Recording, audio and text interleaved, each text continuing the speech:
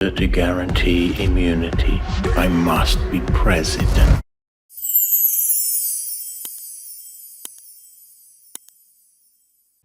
রাশিয়ার president Vladimir Putin ১৬ বছর ধরে কেজিবি বিদেশি গোয়েন্দা অফিসার হিসেবে কাজ করেছিলেন আর গোয়েন্দাগিরির পথ ধরেই আসেন রাজনীতিতে, যার সিঁড়ি বেয়ে পৌঁছে যান কাঙ্ক্ষিত লক্ষ্যে, হয়ে ওঠেন রাশিয়ার সর্বেসর্বা।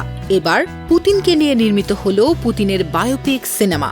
সিনেমাটি আগামী সপ্তাহে কান ফিল্ম মার্কেটে আন্তর্জাতিক পরিবেশকদের কাছে তুলে ধরা হবে।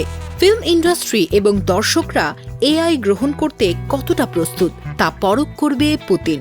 পোলিশ পরিচালক বেসালিনের সিনেমাটি রাশিয়ান নেতা ভ্লাদিমির পুতিনকে কৃত্রিম বুদ্ধিমত্তা ব্যবহার করে বায়োপিকটি নির্মাণ করেছেন। বেসালিন এক সাক্ষাৎকারে বলেন, তিনি একজন পোলিশ অভিনেতাকে দিয়ে অভিনয় করিয়ে এআই প্রযুক্তি ব্যবহার করে অভিনেতার চেহারায় পুতিনের চেহারা বসিয়ে দিয়েছেন, সর্বোচ্চ রেজুলেশন ব্যবহার করে বাস্তবসম্মত করে তুলেছেন।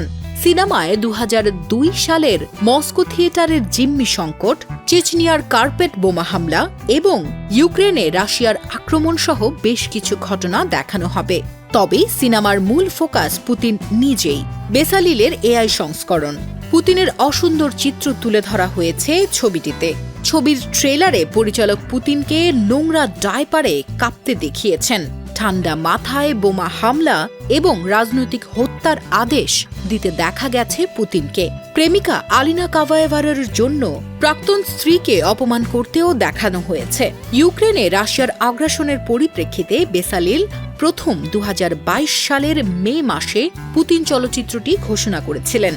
পর্দায় পুতিনের প্রতিরূপ ফুটিয়ে তুলতে এআই বিকাশ ও প্রশিক্ষণের জন্য ২ বছরেরও বেশি সময় লেগেছে। নির্মাতা মনে করেন কৃত্রিম বুদ্ধিমত্তা প্রযুক্তির আসল পরীক্ষা ২৬ থেকে হবে, যখন পুতিন পূর্ব ইউরোপের থিয়েটারে মুক্তি পাবে।